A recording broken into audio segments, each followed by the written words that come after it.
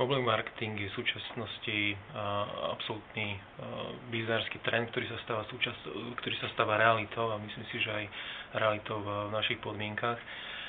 Mobilný marketing je veľmi nová téma, ktorá vlastne prichádza aj formou tejto konferencie. Myslím si, že v správny čas, v správnom mieste, aby sme mohli ľudí vlastne informovať, či už na strane zadávateľov alebo na strane producentov, výrobcov týchto aplikácií, tohto typu obsahu. Jednoznačne mobilný marketing a lepšie povedané všetko, čo súvisí s mobilmi, je jednoznačne budúcnosť, ktorá vlastne príde už čoskoro. Mobile World je unikátna konferencia, alebo teda typ eventu, ktorý je jedinečný.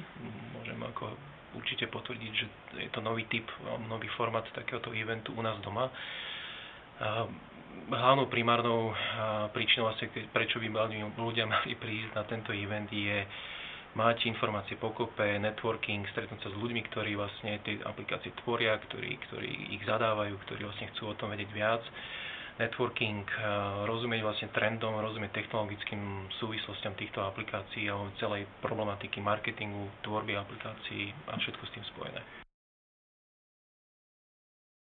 Monogram svojím vstupom prináša vlastne prezentáciu primárne svojej produktovej publikačnej platformy s názvom Monogram Coverpage, s ktorou sme prišli už minulý rok v auguste ako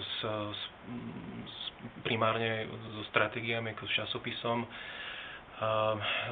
Našim priestorom vlastne bude ľudí informovať o tom, o čom Coverpage platforma je, ako veľmi jednoduchý nástroj a zaujímavý nástroj pre publikáciu svojho obsahu na iPad alebo teda všeobecne na tej tabletové platformy je.